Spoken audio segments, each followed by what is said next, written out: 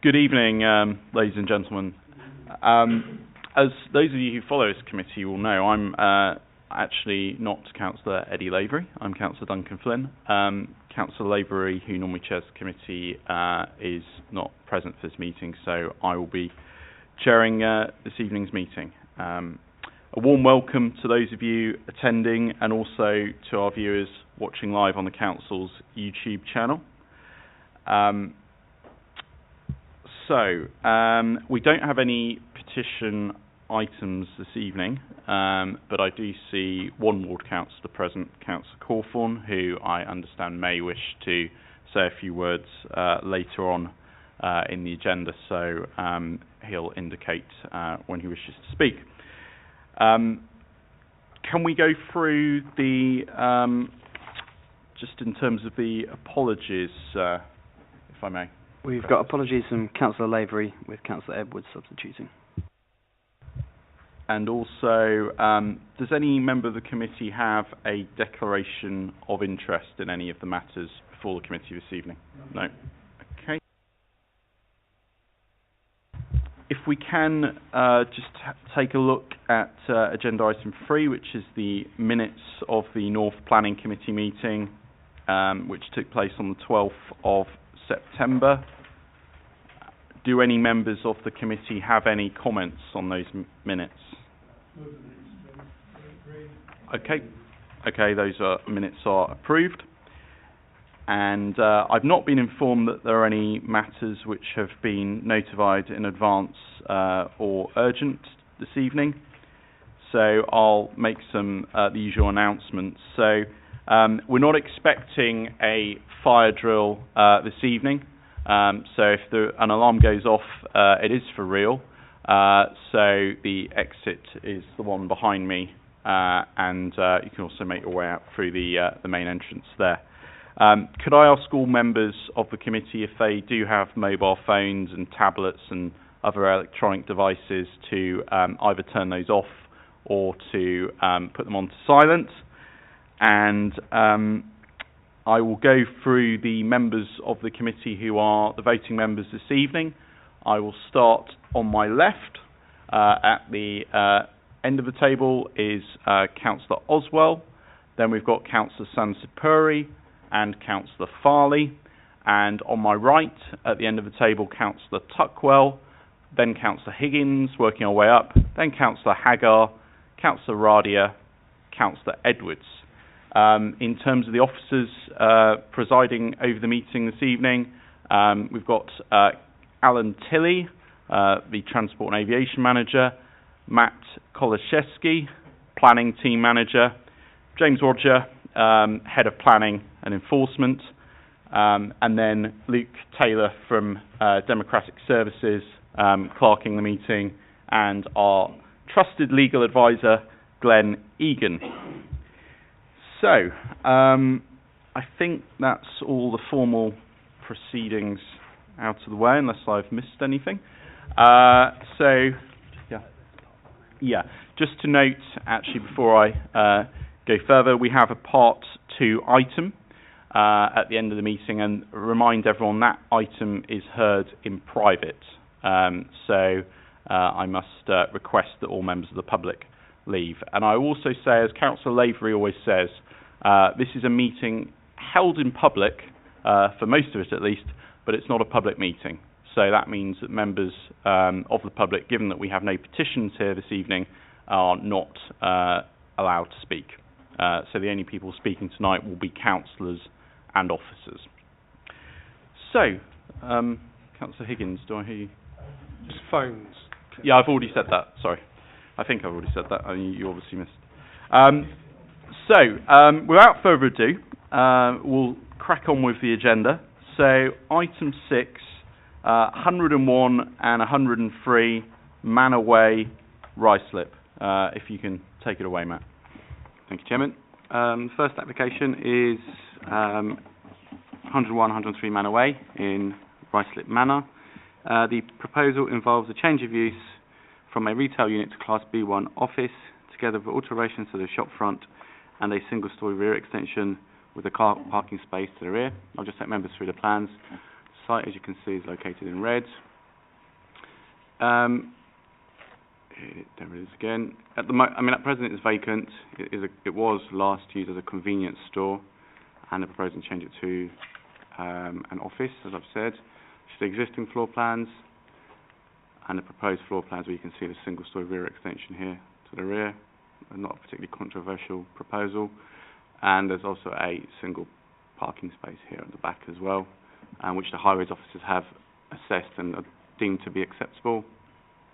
And I'll just flip back. You'll also note at the front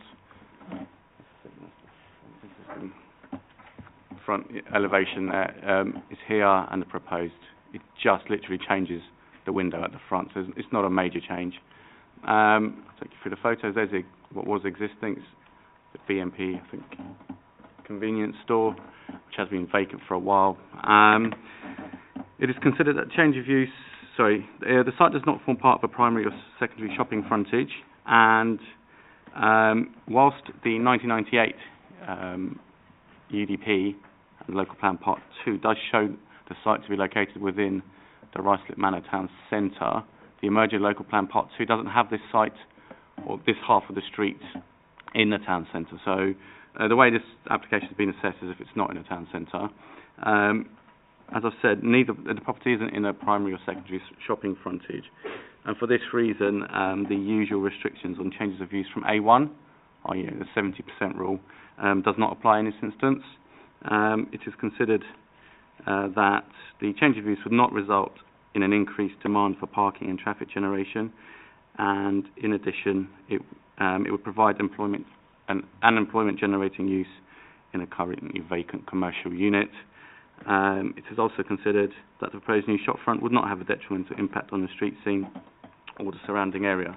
If I just point members to the addendum, it's actually the point I've just raised about the town centre location. The report says it's not in the town centre location because the officer was looking at the Local Plan Part 2. It is actually in the town centre, but it's been taken out in the new local plan. And for the reasons summarised, it is recommended that the application be approved. Thank you, Chairman. Thank you. Could I see Councillor Higgins and I see Councillor Oswell. Can I start with Councillor Higgins? Thank you, Chairman. Just one clarity. I'm all in favour of high streets, being alive with businesses. Just one issue though. There's some planning history in this, which has been, there's a few refusals, and last time it was an erection of one 6-sheet double-sided freestanding sign. I mean, are we happy that the officers have covered it off? If the answer is yes, then I'd go with officer's recommendation and go on from there, really. Thank you, Councillor Higgins. I'll take Councillor Oswell, and then I'll let the Head of Planning come in. Councillor Oswell. Yeah, thank you very much, Chairman. Yeah, it makes sense, doesn't it, to bring an empty shop back into use, even if it's a change of use. I don't have any problems with it at all, but we'll wait and see what the answer is from Councillor Higgins' report, but I'll second the recommendation, if it's okay. I mean, the two refusals are about 20 years ago, and I don't think they're directly relevant to this particular proposal. I think officers are quite happy that the key issue here is it's a vacant unit. For me, it's the dormer. One time it was refused and then it's approved, so I just want to make sure that that's okay.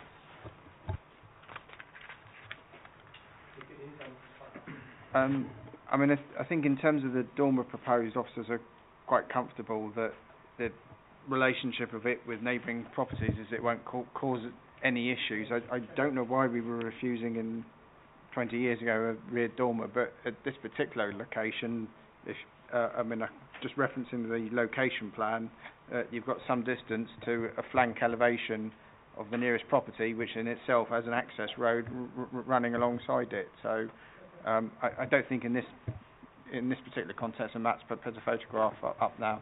So in terms of visual amenity, I'll just say succinctly, I don't think there'll be a problem. Thank you. Do I have any other councillors wanting to comment on this one? No. So we have a proposer in Councillor Higgins. We have a seconder in Councillor Oswell. I think I avoided to mention that, as with Councillor Lavery, I won't be voting as chairman unless there's a tie. So with that out of the way, do I see a show of hands to support this proposal? That is unanimous, so that is approved. Now we'll go on to agenda item 7, which is land to the rest of 4 Street, Eastcote. Thank you, Chairman. I'll just take members through this site location plan just to show them where the site actually is on 4th Street, outlined in red, outlined in red here. The application seeks part retrospective planning permission for the installation of security fencing and replacement gates to the front of the property. If I just take members through the photos, because it's quite a confusing one, this. You will note from the officer's site photos that the fencing and the gates have actually been installed. You can see them as the gates are open. You can actually see them here. And here in the fencing within the site. If I just show you a plan. Where is that plan? I'll show you on this one. So essentially, the fencing goes all the way around here, and the fencing that goes around the site perimeter is 2.4 metres in height. There's also additional fencing within the site, and that is 2 metres in height. I'll go back through. So the site comprises an area of approximately 1,900 square metres and is situated to the southwest side of 4th Street, opposite number 176 and 184, and to the north of Haste Hill Nursery. The site is located within the Metropolitan Green Belt, and the site was granted approval under Certificate of Lawful Use in 2015 as a storage facility, so use class B8. Apologies. The site has an existing use as a storage facility, which originally comprised a large area of hard standing, a large central building and internal fencing. Having regard to this, the council would not have an in-principle objection to the proposed fencing and gates, subject to application demonstrating compliance with all other relevant development plan criteria. In terms of impact on the Greenbelt, the provision of a 2.4 metre high palisade boundary fence with central partitions of 2 metres in height are deemed to be acceptable. The extent of the fencing is in excess of that previously seen on the site, particularly along the northern boundary. However, this sort of fencing is commonly seen within this type of land use. It is also noted that a fence of up to 2 metres could be erected under permitted development. Concerns have been raised by the landscape officer over the style of fencing and the bright steel finish. Now, in terms of the finish, we have recommended a condition. If I just jump to the addendum, you'll see it on the addendum. The landscape officer has suggested that it's actually painted a green colour. He's actually suggested a rail colour as well, which we've put into a condition, and we would want that to be details of that provided to us within a month, should permission be granted. There's another issue with the actual front gates, in that the gates that have actually been installed, you can't quite see them from these photos, but the gates that have been installed are not the ones that are on this plan. Now, the ones on this plan that have been provided to us and what we're actually assessing is acceptable. So again, we're proposing another condition, the amendment to condition 3, that the fencing shown on this plan is actually installed within a month, should planning permission be granted. We see no reason why they haven't put this fence in. I think it's probably, I can't understand why they would have done this. But again, we also want details so that fence is also gate is also painted green. Just to go back to the layout plan, what other thing I need to explain to members before I forget. Apologies. Yeah, so you will notice here that the gates used to sit further to along 4th Street. It has been set back here. Now, the applicant has explained this is for a couple of reasons. One is for highway safety, so that lorries going in and out of the site do not overhang the road when they turn. And also, it's in a... what they're trying to do is to stop. I understand the previous issues of mud being transferred onto the road, so they've actually tried to set it back in the bid to help prevent that from occurring in the future. Again, as I've said, discussions with the applicant have established the fence could be painted and they have suggested that rail 6002, which is actually a leaf green, may be appropriate. Details have not been agreed, but could be conditioned in all other aspects, if all other aspects are considered acceptable. The style and colour of the entrance gates as installed are not acceptable. However, the plans show a different mesh-like design akin to the weld mesh suggested by the landscape officer, and the plans and a gate shown on the plan are acceptable. The proposal includes the planting of screen hedging, which is part of the landscape officer, which in part the landscape officer has found acceptable, but require full details and positioning of the proposed hedging to be submitted in the future. So the landscape officer said he accepts the hedging towards the front to cover these gates, and so to kind of hide them and screen them, but the hedging that's actually been suggested isn't acceptable, but the landscape officer has suggested a different type of hedging which would be acceptable. We need them to submit those details and explain to us when they're going to plant them, so we can be happy that it will work in the future. Just going back to addendum, again, as I was explaining, we've suggested an amendment to condition 3. The first one is to have the front gates installed as per the plan that you can see on the screens now, within a month of permission being granted, should it be granted. Another additional condition, again this is in place of condition 3, would be to, within a month of the date of permission, to have details of the colour and finish that is to be applied to the replacement fencing and gates to be submitted to the council. And there's also an amendment to condition 4. Again, that relates to the timing. Originally it was said it said no development shall take place, but the development has taken place, so it's just to set the timing correctly. And there's also an amendment to part of the report in the site and locality section on page 17 in the second paragraph. It refers to a new 2.75 metre high security fence having been installed. That's incorrect. It should read 2.4. For the reasons summarised, it is recommended that the application be approved. Thank you, Chairman. Thank you. So a few amendments there being proposed as part of this application. So I saw Councillor Edwards wishing to speak. I'll start off with you, Councillor Edwards. Thank you, Chairman. Could officers please assist with how the hedging to act as screening will occur? Because it seems to me that the fencing has been put at the boundary of the Red Lines site, and any screening would therefore need to be outside of the site itself, which I don't think we can do.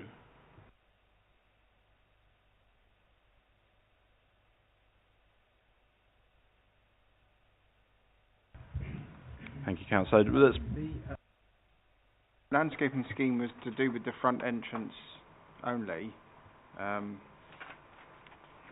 so it wasn't a proposal landscaping all around the perimeter of the site. Okay, thank you. Councillor Sansapuri.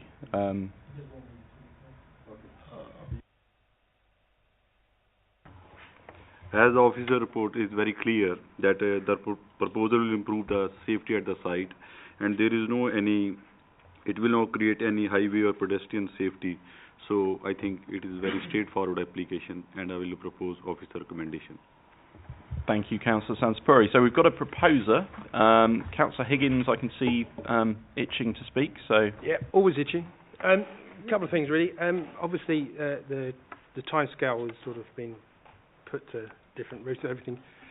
Is officers telling me that it would take them 6 months before they have to paint the fencing? That's my first question. The second question is, you can see those lovely wooden, whatever they are, on the side there. Have we conditioned that they will be removed as well? Because that is a fence in its theory, really, isn't it? But it shouldn't be there. If you take the next picture along, I think we can see it even more delightfully and clear. It's awful, and it needs to be part of the conditions. Also, the time framing on this, I'd like officers to be a bit more stronger with it, because they've actually built the thing now, and that we really need to say, right, you got a month, 3 months at the most to put that right. Yep. So the application is solely dealing with replacement fencing and access gates. So I think what you're referring to in that photo isn't actually part of this application, because we're dealing with the metal fencing. It could be a separate enforcement issue, but it's not. Well, we could take that up afterwards. But it is obviously, my being logical about it, maybe I'm totally illogical, that they've actually asked to put that fencing in to replace what was there before. That's what I'm trying to get my head around. Yeah, I think the point I'd have to say is to draw members to what is this application. That this is one of those sites that it is, our enforcement officer has in the past paid a number of visits to this site, and I'm sure they may pay visits in the future, but that wouldn't be part of the deliberations of this particular application. And turning to your other point, what we've done in the addendum, in plain English, what we're saying is they've got 1 month only to give us acceptable details, and then once we've agreed those details, so say they submit within the month, say within another month we approve the details, then the way the condition's worded is they've only got a month from the date of our approval to implement. So it's not 6 months. It's all worded, so each section is 1 month only. Yeah, the only, obviously, as the committee knows, I don't like retrospective.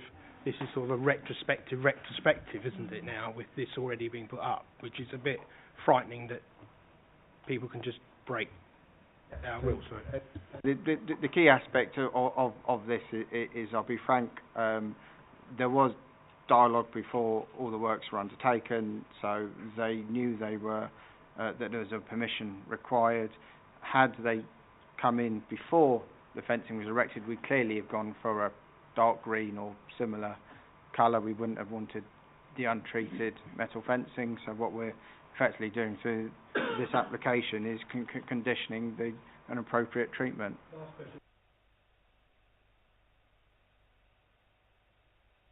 No, it would be all of the fence. So that condition is actually covering a lot of fencing.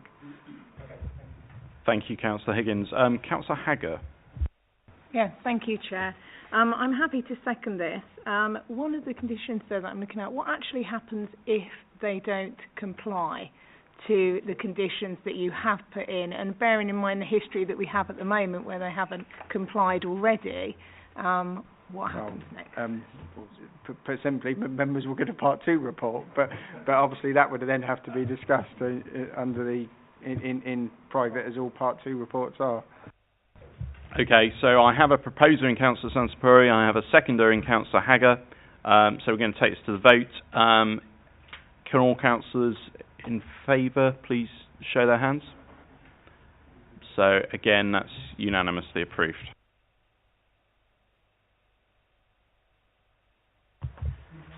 Agenda item 8, St Martin's House, the runway Ruislip.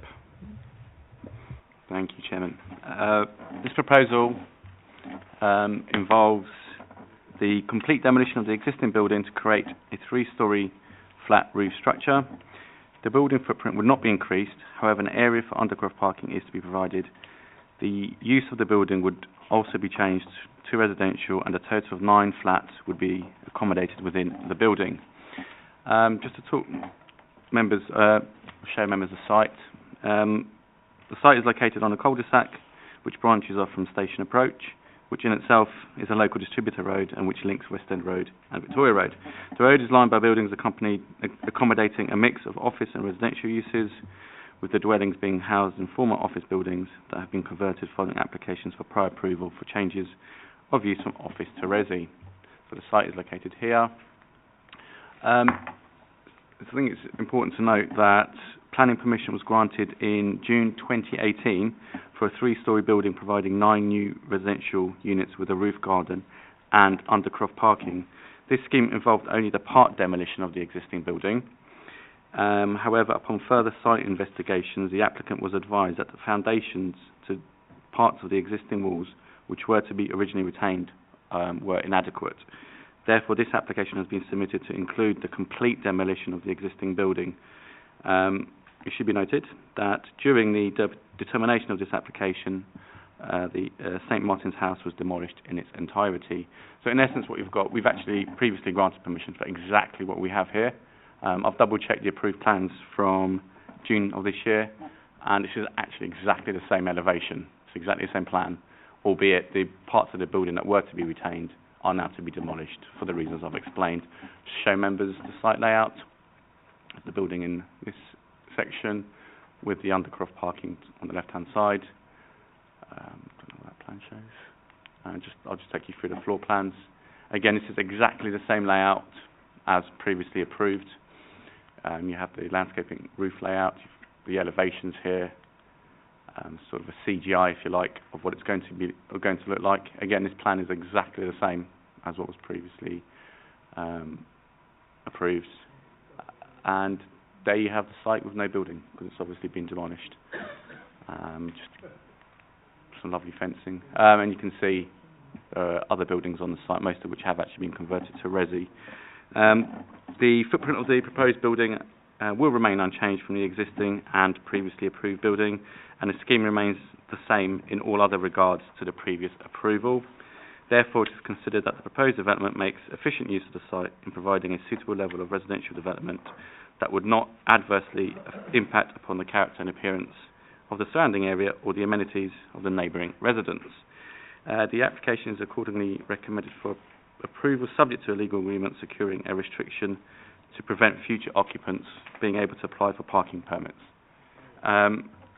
Yes, and there's also an addendum item on this, the addition of a construction management strategy condition. For the reasons summarised, it is recommended that the application be approved. Thank you, Chairman. Thank you. So I saw Councillor Oswell and then Councillor Edwards in that order. Yes, thank you very much, Chairman. Yeah, I think it looks okay. Makes sense, really. There's nothing left of the other building now anyway, we see that. The only concern I've got, Chairman, is it says here, on page 27, it says, right at the bottom, it says details of soft landscaping, including roof garden planting. I quite like roof gardens, providing they're maintained. Now, how is this going to be maintained? Who's going to maintain it, and for how long? Because really, it should be in perpetuity, because otherwise, what could happen to it? So I'm a bit concerned about that, and I wouldn't have minded seeing some details about the planting. I wouldn't have thought you could plant trees on there. I don't think that would be practical, would it? Because underneath it, well, little ones, ornamental trees, I suppose, but so there's no details, and I really would have liked to have seen those. And I've had a look over the page, and it doesn't say anything. It just says about hard landscaping, unless it's in the report and I missed it. But I don't think I have. Thank you. I'm going to get the head of planning to comment on that. Yeah. So the ground level landscaping, we normally do 5 years maintenance for that, and so Part 4 covers that. However, I can see the point regarding the rooftop amenity area, that if officers could word something slightly stronger, that could be sensible in this particular case, because what's happened is that effectively this development is reliant on that rooftop amenity space to comply with all our standards and policies. One potential option to committee could be to delegate to me as head of planning to strengthen it, or so you could either just delegate to me, or if the chairman and Labour lead wanted to see the condition, you could delegate to me but then ask to see it before it progresses further. Councillor Oswell, as Labour lead, to you. Yes, thanks. I'm quite happy. I don't mind delegating it. That's okay by me. And I understand the hard landscaping, because that's what it says, 5 years, but it doesn't say anything about the roof garden, and that was the only thing that bothered me. It's a good amenity space to have, I think, because there's not going to be much else there, is there? I think we, unless I see any objections from the committee, will delegate to the head of planning to tighten that condition. I also saw Councillor Edwards. Thank you. Forgive me. Did you formally move it? No, fine. My apologies. We're being asked to do something that's already been done to enable a building to be built that we've approved. So it doesn't seem as though we've got much wiggle room here. There may be other action to be taken, but I would doubt it, and therefore I would move the officer's recommendations. Thank you, Councillor Edwards. I've got a proposer there. I see Councillor Higgins down the end of the table. Not down the end enough. Yes, yeah, I will second that, but going forward, I'd like actually it to go back to the chairman and Labour lead, if it's possible. And also, if officers can actually look at a way in the future to actually, this is a very good point, because a lot of developments now are going to be doing this to get their amenity area. So if we can have something in place future to strengthen that, I think it would be a very good, sensible approach. Thank you. And I'll second. And there's that a second. I mean, I'd be very comfortable, Chairman, wording with the Chairman and Labour lead. It isn't, it doesn't cause us as officers a problem. I think there's a great deal of harmony around the table, and myself and Council as well are happy to go with that. So, with that in mind, I don't see any other councillors thrusting their hands forward, so I'm going to take this to a vote. Can everyone in favour of approving this show their hands? Again, that's unanimously approved.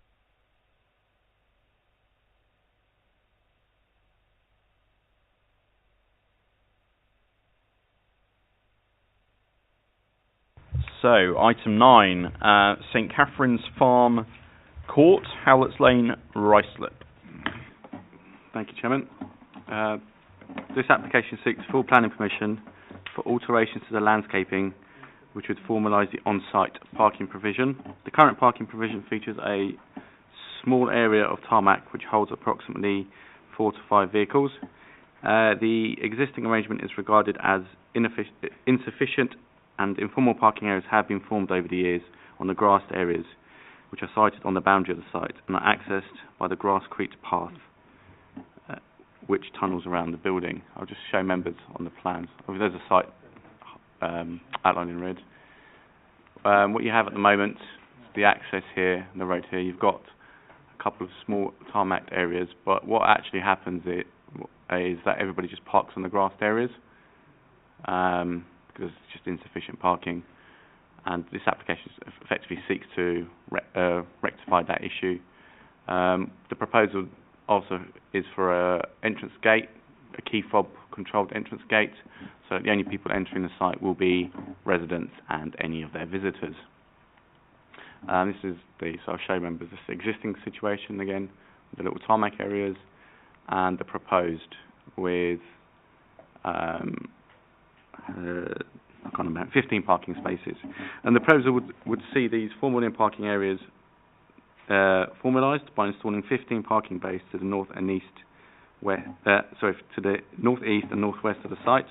The existing concrete areas will be removed and replaced with what is called a no-dig geotextile surface, accompanied by porous resin-bound gravel for drainage matters. A barrier gate system, as I've just shown, is proposed, which would be operated by key fob and will assist with restricting the use of the car park to occupiers and visitors of St Catherine's Farm Court. Additionally, landscaping is proposed to the rear of spaces 1 to 7.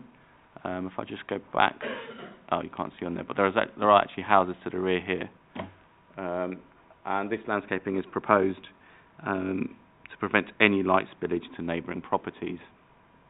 I'll just show members some photos so you can see the access at the moment. Is this sort of concrete area. This is the tarmac area.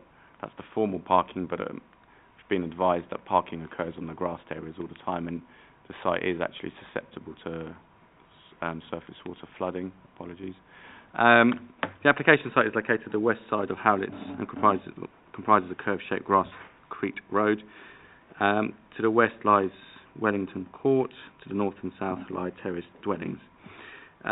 Taking into consideration the site constraints and the concerns raised by residents with regards to flooding and light pollution, and the amendments that have been made to the scheme, it is considered that the proposals are acceptable. The replacement of the concrete areas with a no-dig geotextile surface accompanied by porous resin-bound gravel are deemed acceptable, and no objection has been raised following consultation with the Council's Flood Water Management Officer. Further amendments have been made to include dense planting to create screening between spaces 1 and 7 and the residential properties behind this area of the site in order to prevent light pollution. For the reasons summarised, it is recommended that the application be approved. Thank you very much. Just going to hand over to the Head of Planning who wants to say a few words. It's just a quick point to do with the flood and water management issues. So this site's close to the Cannon River corridor. I just wanted to draw to members' attention that the flood and water management officer was involved in quite extensive discussions with the applicant regarding this proposal, and put quite simply, if she wasn't supportive of this proposal, it wouldn't have been recommended for approval. But as you will note from her comments, she is happy with the proposal. Thank you. I saw Councillor Higgins indicate. Thank you, Chairman. My officers, I'd love to see a piece of this whatever it is, non-porous bit of gravel. Next time, picture would be nice. But I'll go with officer recommendation. It's a no-brainer, really. So, thank you. I have a proposer. I see Councillor Oswell. Yeah, happy to second, Chairman. Thank you. Anyone else for this one? No interest, it would appear. So, take it to the vote. All those in favour? Again, unanimously approved.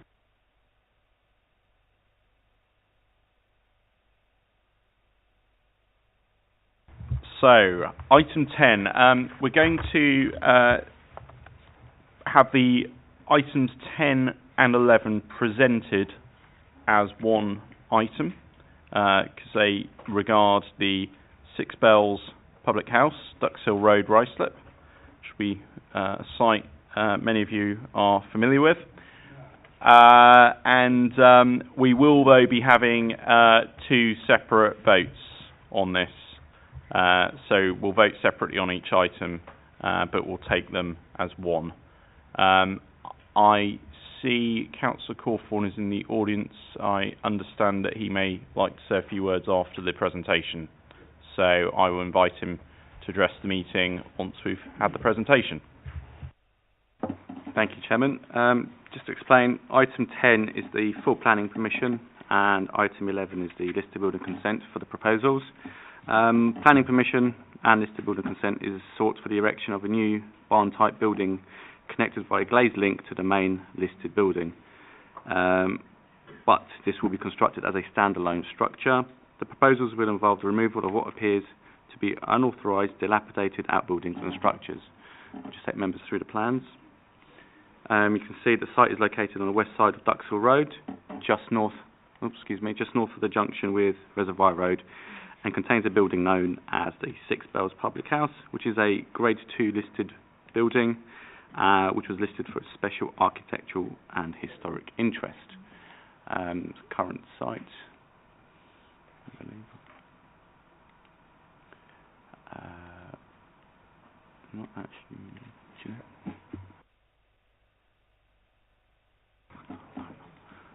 Just the proposed plans, existing proposed plans. And some site photos as well, which shows that the site has fallen into disrepair over time. I'll just go through those. The applicant sets out very special circumstances to justify such development. These relate primarily to the restoration of a deteriorating listed building and enabling the long-term viability for any business run within it. Officers consider that the benefits, when weighed against the drawbacks of the proposed development, are significant and therefore very special circumstances weighing in favour of the proposal exist in the case of the proposed development. Let's go back to the plans for members, apologies. Given that the proposal involves a building in an area of the site that has been previously developed, that the car park layout, external arrangements will remain unchanged, the existing landscape character and the proposed planting strategy, it is considered that visual impacts of the proposal are unlikely to be of significant detriment to the character of the area or the perception of openness of the green belt. I do apologise, I didn't mention earlier that the site is within the green belt. Overall, it is considered that the proposal will not pose significant harm to the character and setting of the Six Bells Public House itself or the setting of any other nearby assets. Crucially, it is considered that the proposal will help rehabilitate a deteriorating heritage asset and secure its preservation for many years to come. For the reasons summarised, it is recommended that the application be approved. Thank you, Chairman. Thank you. Councillor Cawthorne, in your capacity as a ward councillor, I invite you to address the meeting. You have 3 minutes.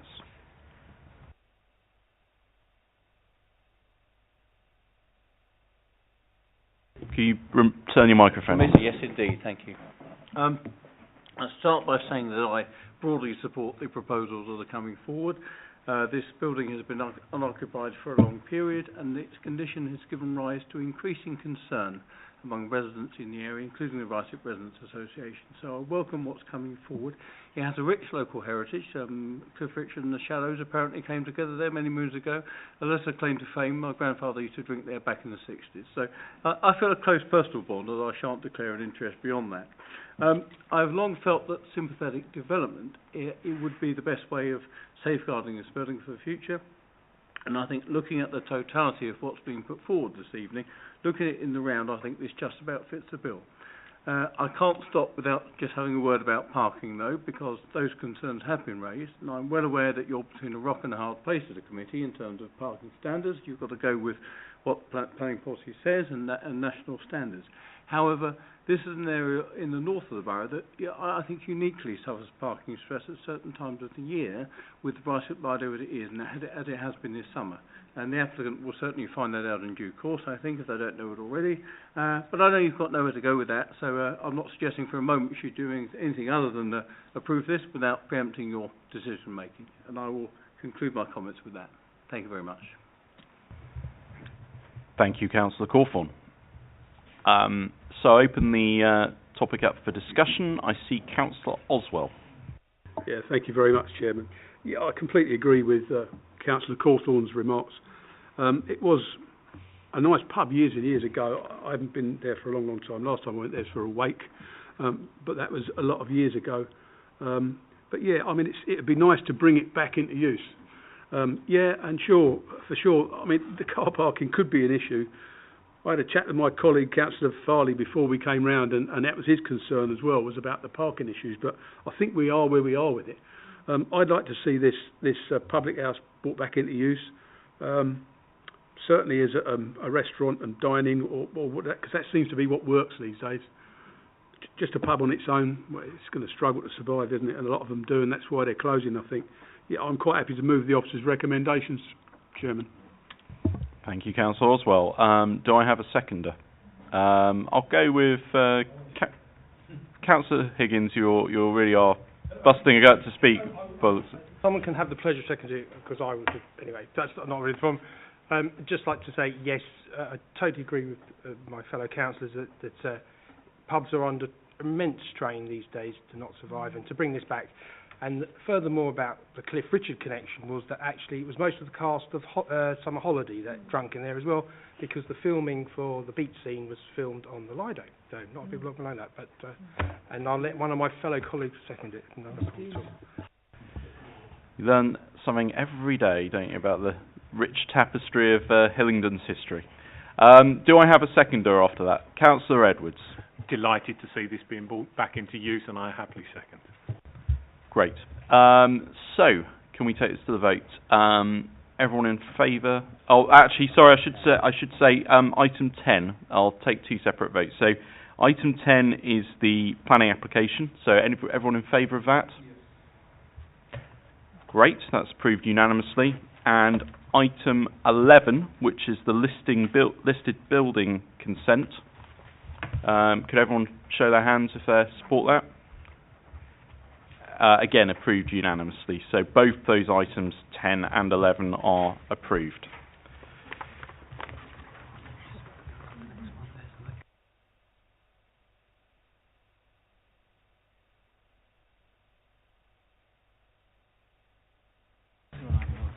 Okay.